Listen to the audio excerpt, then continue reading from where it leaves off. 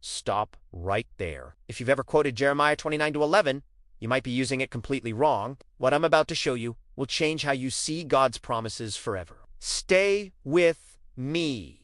Millions of Christians slap this verse on coffee mugs, graduation cards, and Instagram posts whenever life gets tough. Don't worry, God has a plan. It's become the go-to spiritual band-aid. But what if I told you this verse wasn't written for you? What if the original context changes everything? When you read the verses around it, you'll find a message far more challenging, uncomfortable, and powerful. I've spent years studying this passage, the original Hebrew, historical background, and prophetic literature. When I discovered what Jeremiah 29-11 actually means, it didn't make me lose hope. It gave me real faith. All right, let's start with the question nobody asks.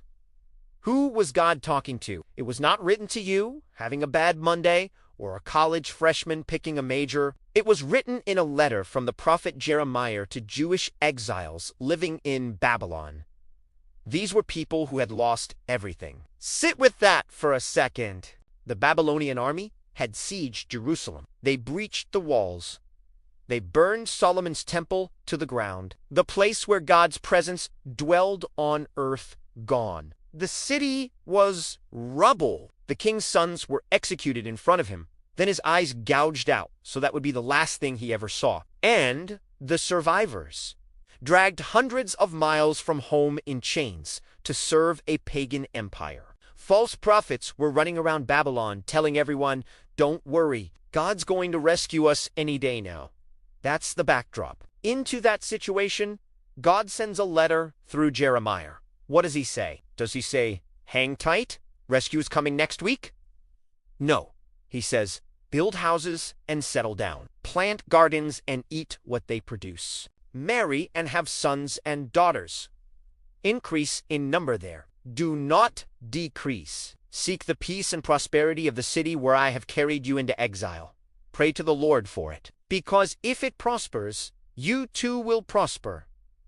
Build houses, plant gardens, have kids, get comfortable. You're going to be here for a while. And then, only then, does verse 11 come. For I know the plans I have for you, declares the Lord, plans to prosper you and not to harm you, plans to give you a hope and a future.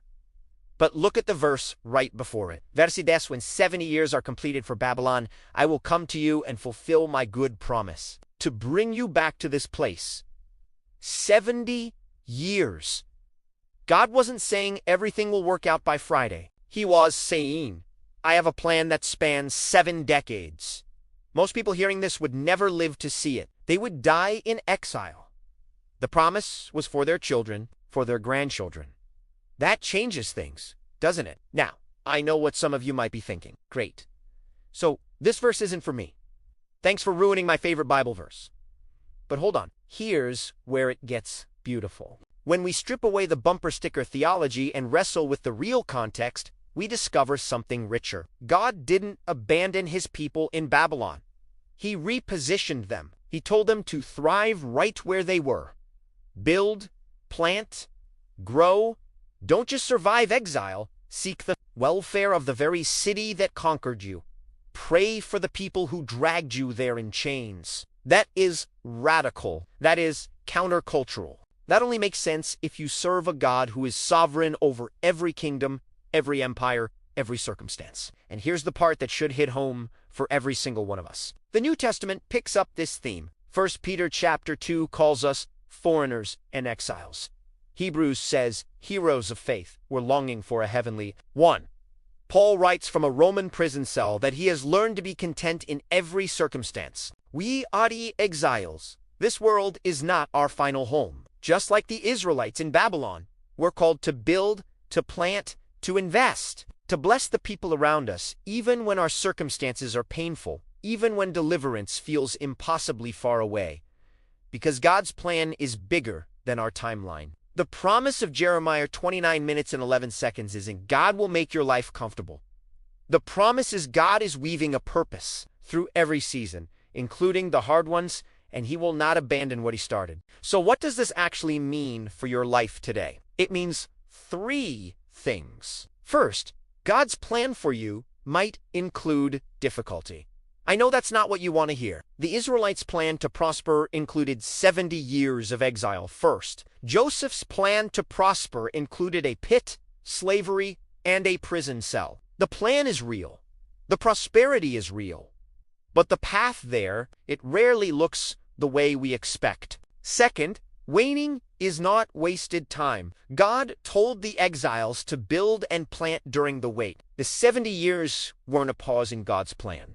They were part of God's plan. That job you're stuck in, that season of singleness, that health battle, God may be doing his deepest work right there. Third, the question we should be asking is not, will God make my life easy? The question is, will I trust his process? The people who quote Jeremiah 29-11 on their best days, but abandon it on their worst days, never really understood the verse.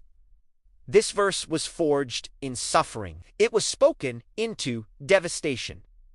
It's not a fair weather promise. It's a stormproof one. God's plans are always redemptive, always purposeful, always heading somewhere beautiful. But they operate on his timeline, not ours. And trusting that, really trusting that, is where shallow belief becomes unshakable faith. Let me tell you about a time I had to learn this the hard way. There was a season in my life where everything fell apart. I kept praying Jeremiah 29-11 like it was a magic spell. God, you said you have plans? Where are they? I was angry. I was confused.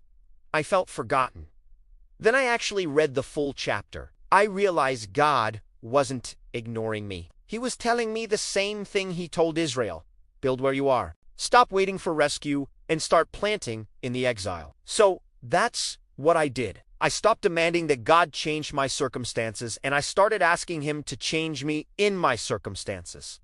It didn't fix everything overnight, but it changed me. Looking back, what felt like abandonment was preparation. The surface-level version of this verse gave me false comfort that crumbled under pressure. The real version gave me a foundation that held. If this shifted your perspective the way it shifted mine, I want you to do 3 things. First, hit that like button. Seriously. It takes 1 second and it tells the algorithm to show this to more people. Second, subscribe and ring the notification bell, because we are going deep on more misunderstood Bible verses. You do not want to miss what's coming. And third, drop a comment below and answer this question. What's one area in your life right now where you need to stop demanding God's immediate rescue and start trusting his process? Be honest. This community is a safe place, and I read every single comment. And speaking of misunderstood verses, next week I'm breaking down another scripture that modern Christianity has completely twisted. This one might be even more shocking than today's. Make sure you're subscribed so you don't miss it. I'll see you in the next one.